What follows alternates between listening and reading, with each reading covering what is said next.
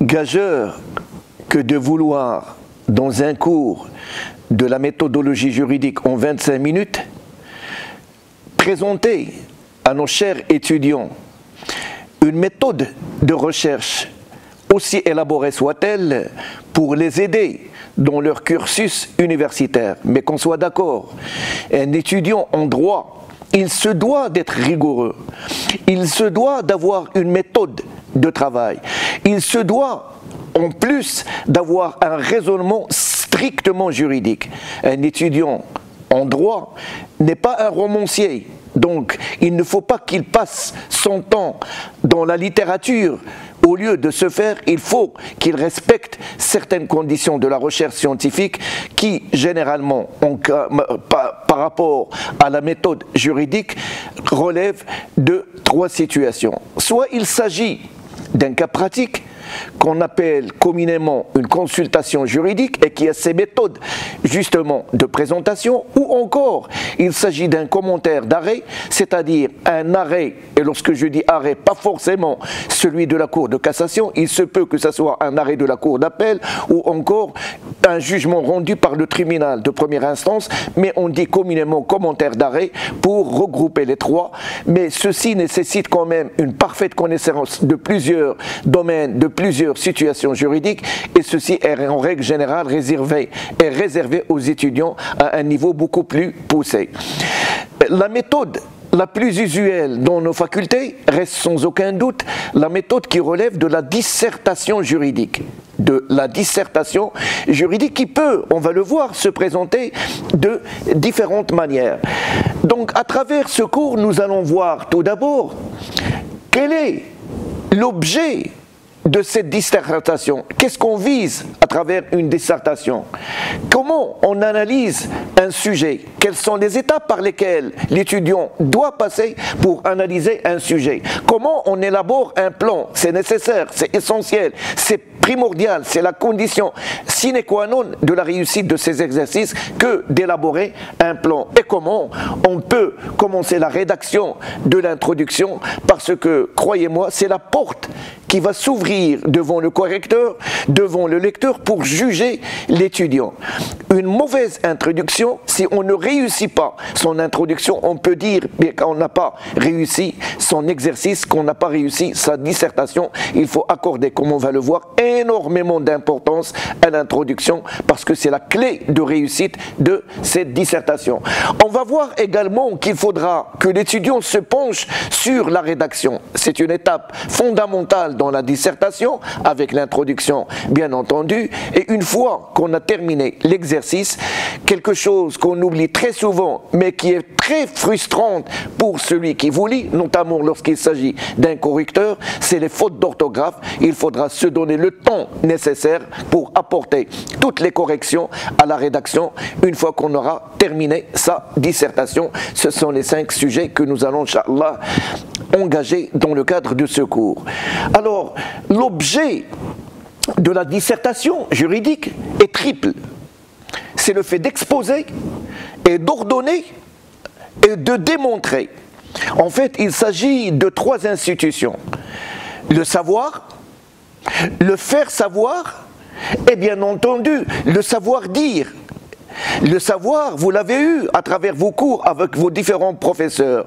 Le savoir-faire, c'est comment on peut faire en sorte à ce que ce qu'on a connu, ce qu'on a appris dans le cadre de ce cours, on peut l'utiliser dans le cadre de cette dissertation.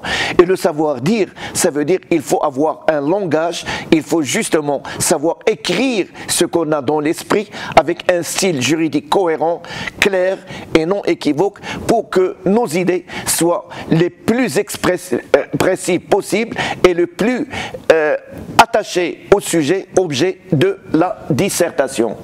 Donc, le mot dissertation nous renvoie à un mot latin qui veut dire dicero. Le mot dicero est lui-même composé de deux éléments. Le mot qui veut dire seres et qui veut dire nouer, qui veut dire également entrecalé, et les mots décérès qui signifie exposer des raisonnements par un ordre enchaîné. Donc vous voyez que dissertation nous renvoie à un premier mot qui est de disserter, qui est également de nouer, qui est de entrecaler, et un deuxième mot décérès, et qui nous renvoie à des raisonnements qui doivent obligatoirement être enchaînés les uns par rapport aux autres. C'est pour ça qu'on appelle celle-ci une dissertation. La dissertation se veut donc une démonstration. On n'est pas en train de réciter un cours, mais on est en train de faire une démonstration.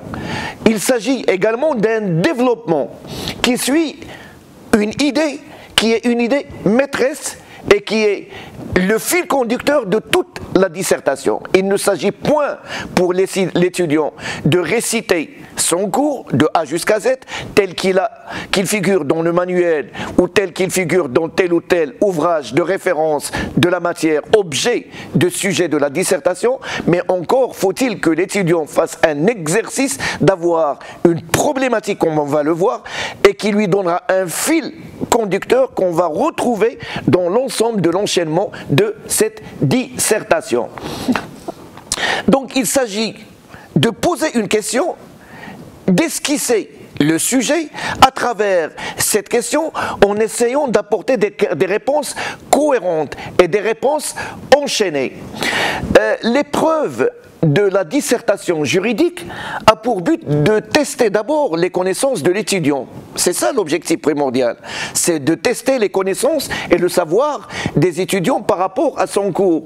Mais surtout, ce n'est pas l'objectif unique de celle-ci, mais c'est plutôt de juger l'aptitude de l'étudiant à présenter les idées, les connaissances, le savoir qu'il a appris à travers le cours. C'est ça l'objectif essentiel de la dissertation.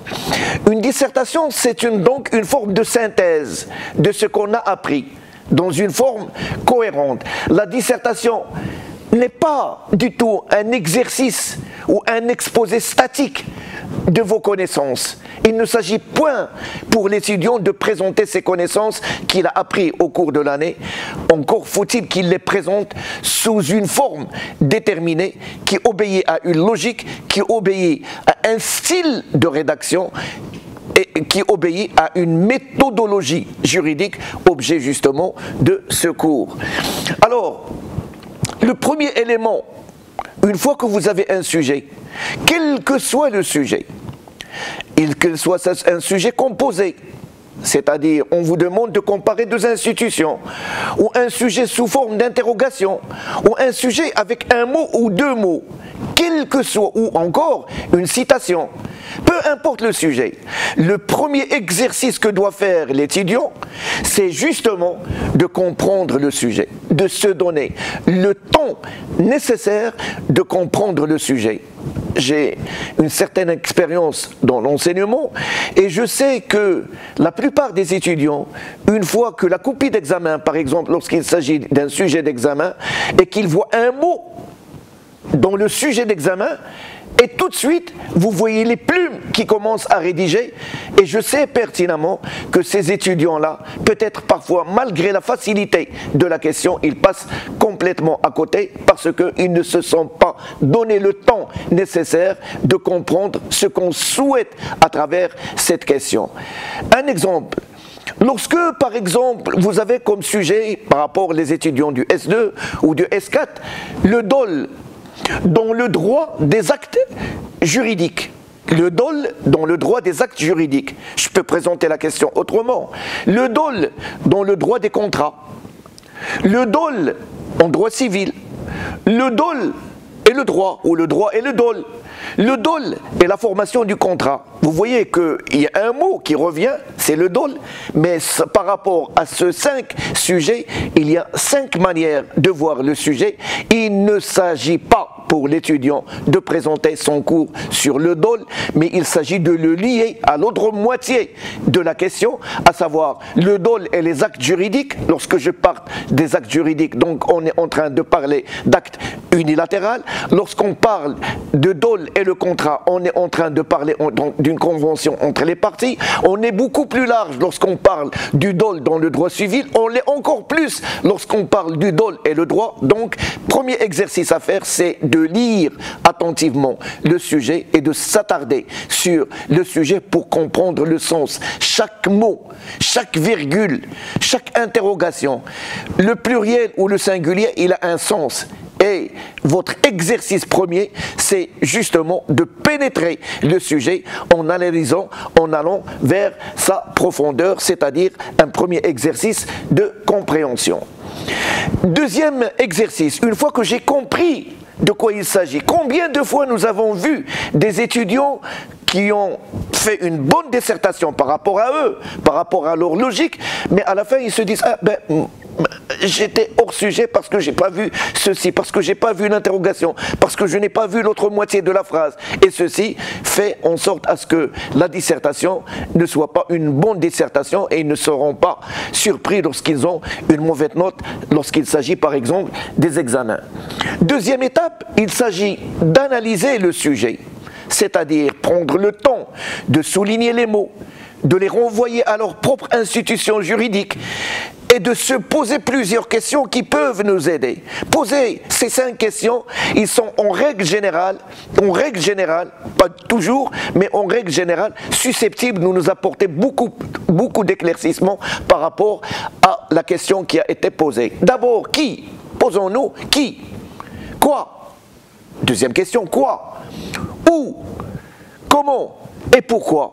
Essayons de poser ces questions par rapport au sujet de l'exercice et nous aurons peut-être une petite analyse préliminaire du souhait de celui qui a posé la question pour avoir les réponses qu'il souhaite.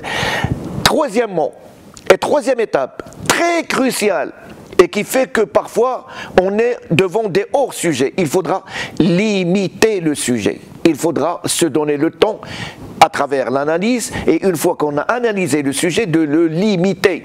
Il s'agit donc de laisser de côté tout ce qui est secondaire, tout ce qui ne fait pas partie du sujet, tout ce qui est en dehors du sujet et de réfléchir sur l'ossature, sur le contenu, sur l'essentiel qui rentre dans le sujet. Vous voyez qu'à travers déjà ces 3 étapes, comprendre le sujet, analyser le sujet, délimiter le sujet.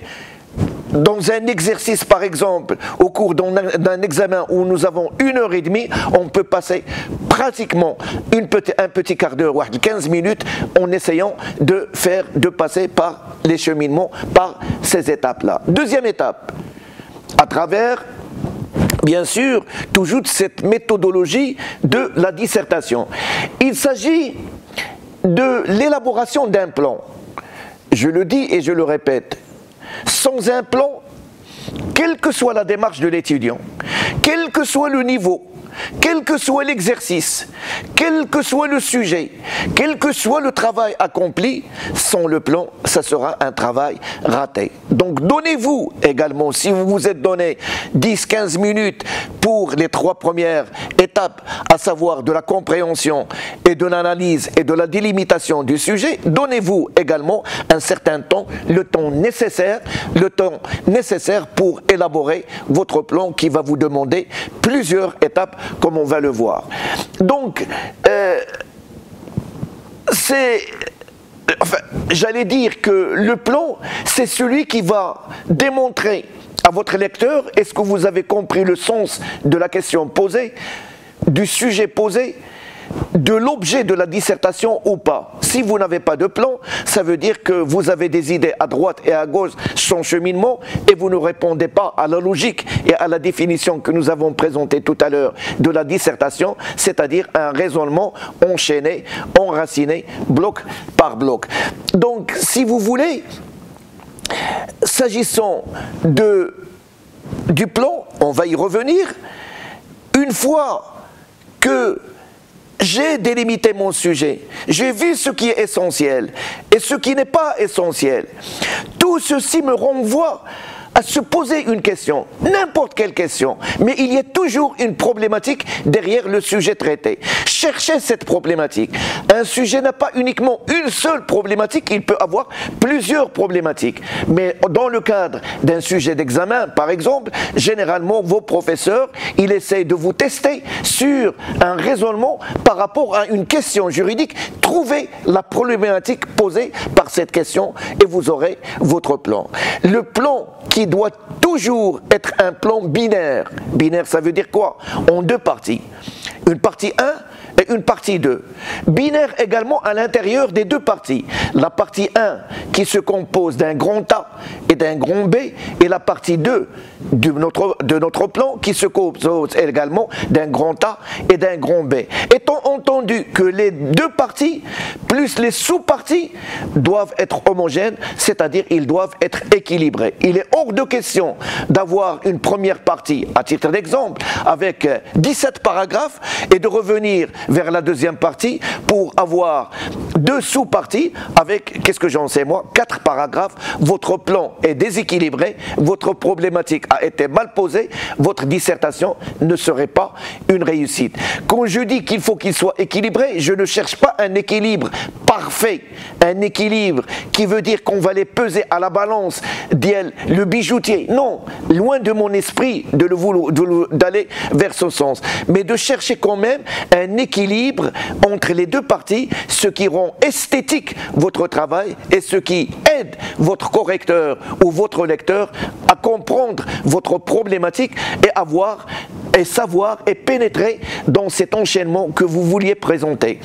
Il faut qu'il y ait, entre la première partie et la seconde partie, il faut qu'il y ait, comment dirais-je, une forme de synergie. Il ne faut pas que la première partie va dans un sens et la deuxième partie répond à une autre sollicitation, à une autre interrogation. Il faut qu'il y ait un enchaînement, une synergie entre la première partie et la deuxième partie. Un plan, c'est fondamental. Pour le réussir, l'élément essentiel, c'est de trouver une problématique. Problématique, ça veut dire poser une question, la question qui est posée par le sujet de la dissertation. Une fois que j'ai cette problématique, essayer de la présenter dans une forme binaire à travers deux parties équilibrées. Et une fois que j'ai tout ceci, il faudra que je donne énormément d'importance à une question qui est, comme j'ai dit tout à l'heure, la porte d'entrée le lecteur dans le travail d'un étudiant, c'est l'introduction. Combien de fois, lorsque un professeur est en présence, par exemple, qu'est-ce que j'en sais moi, de 3000 copies, de 2000 copies, de 400 copies, et il a d'autres niveaux qui l'attendent, il n'a pas peut-être tout le temps de tout lire, mais il donne énormément de l'importance à l'introduction.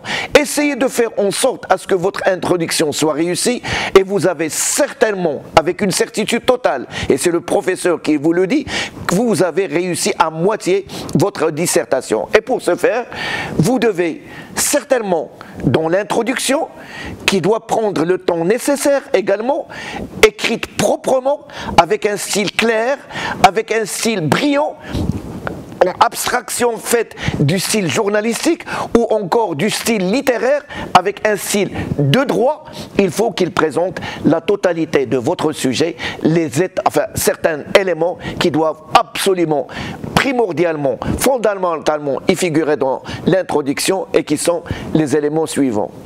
Quel est l'intérêt de ce sujet? Quel est l'intérêt de la question qui vous a été posée? De l'objet de cette dissertation. Et quand je dis l'intérêt, il peut être un intérêt sociologique, politique, juridique, actuel. Quel est son intérêt dans les rapports de force existants au moment où vous allez établir votre dissertation? Deuxièmement, il faudra isoler le sujet. C'est ce qu'on appelle la méthode de l'entonnoir. L'entonnoir, c'est-à-dire aller du général vers le particulier, justement pour isoler votre problématique. Nous comprenons qu'il a intérêt et qu'il se situe dans un contexte global que vous maîtrisez, que vous présentez en quelques lignes, en quelques phrases, pour aller vers la limitation du sujet. C'est ça ce qu'on vous demande, c'est-à-dire l'isolement de votre sujet. Et une fois que j'ai isolé le sujet, il faudra toujours éliminer tout ce qui est secondaire, tout ce qui n'est pas essentiel pour justement se consacrer à tout ce qui est fondamental, à ce qui est important. Il faudra également donner de l'importance à l'élément, plusieurs sujets s'y prêtent, à l'élément historique.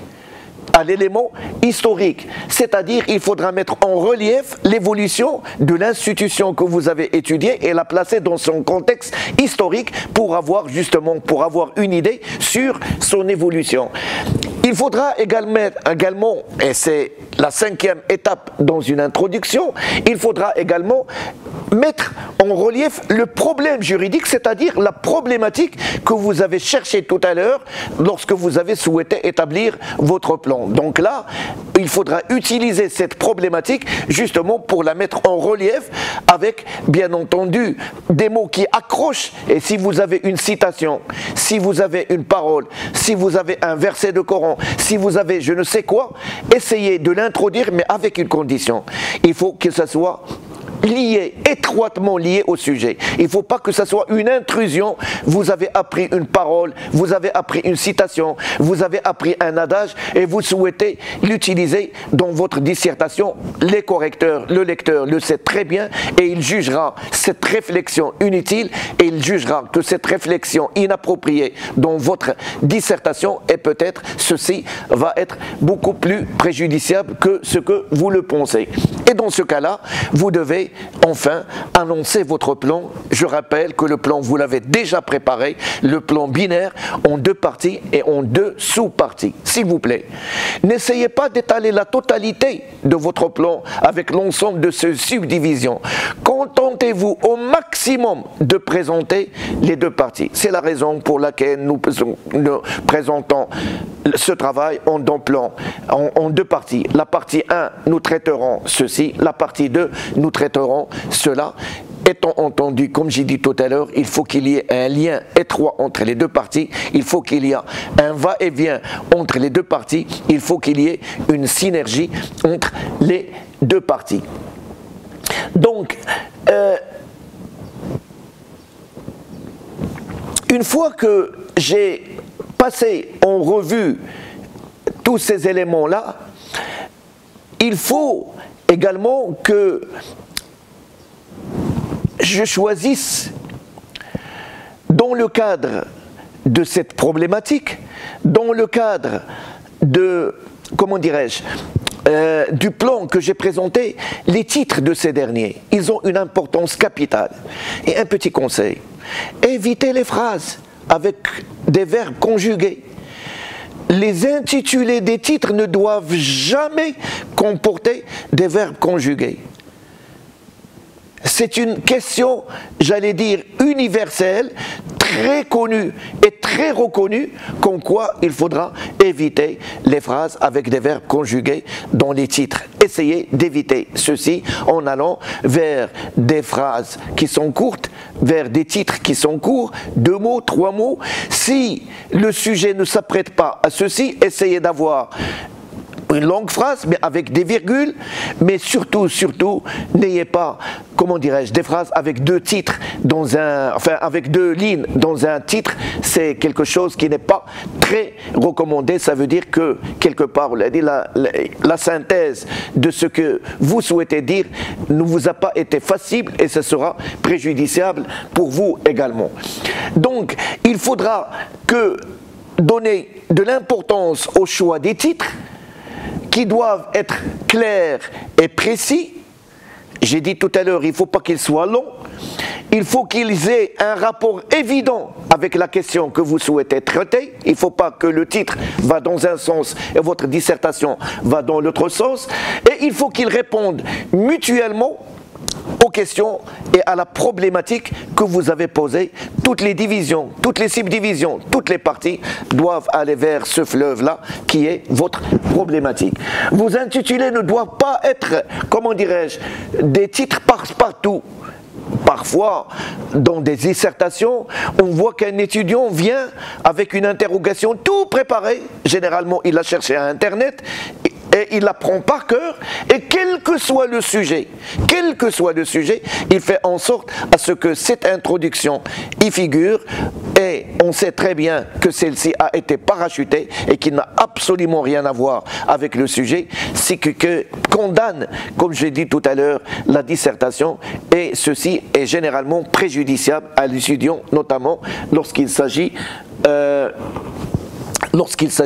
des examens. La troisième étape, il consiste dans la rédaction de l'introduction. Donc vous avez les éléments, l'intérêt, etc. Il faudra, Allah yakhlikum, donner de l'importance capitale à la rédaction de celle-ci. Il est fondamental, il est primordial, et je ne vais pas essayer de rappeler ce que j'avais dit tout à l'heure, mais essayer, comme on dit dans l'université française, il faudra avoir des phrases d'accroche. Une phrase qui vous permet d'accrocher votre lecteur, votre correcteur, une phrase qui est comme une citation, qui est un article, qui est une jurisprudence, qui est, qu'est-ce que j'en sais, quelque chose qui accroche le lecteur et qui a un lien étroit avec le sujet traité. Alors, essayez toujours, lorsque la dissertation s'y prête, et il s'y prête généralement en matière de droit, de définir les notions ou les termes juridiques qui vous sont présentés.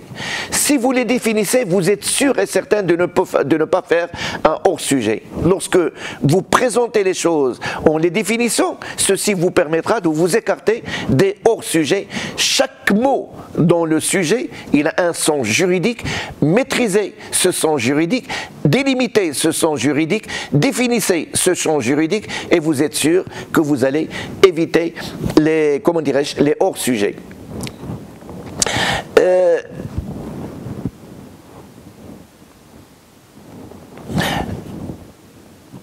La rédaction.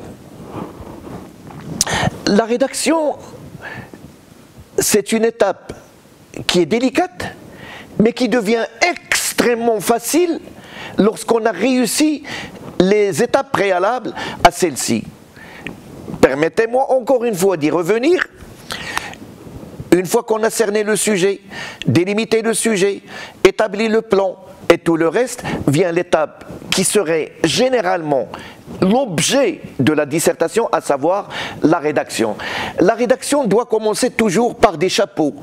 Il doit contenir dans chaque partie, comme j'ai dit tout à l'heure, qui sont des parties binaires, ils doivent comporter soit des chapitres, des parties et des grands A. Les grands A peuvent être divisés en petit a et petit b. Mais il faut chaque fois qu'il y ait une transition entre les parties, c'est très important à ce qu'il y ait des transitions, ce qui permet d'indiquer qu'il y a une cohérence entre les parties. Une fois que vous aurez terminé votre rédaction, essayez de vous donner le temps nécessaire, le temps utile pour corriger votre dissertation. Essayez d'éviter les fautes d'orthographe, le pluriel, le féminin, les fautes de grammaire, les fautes de conjugaison. Parce qu'une bonne dissertation, il peut également être ruiné si jamais la langue qui est utilisée est une langue imparfaite, si jamais elle est pleine de fautes d'orthographe, si jamais le style manque d'esthétique. Donc prenez ces 5 dernières minutes de lire et de relire votre dissertation pour apporter les corrections nécessaires.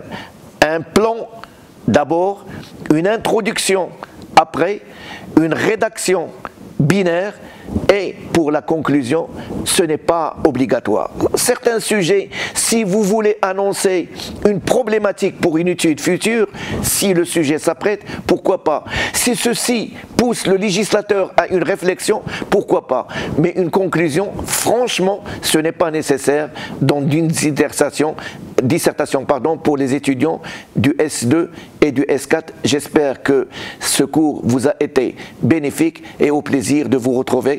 Par ailleurs, merci de votre attention et au plaisir de vous revoir.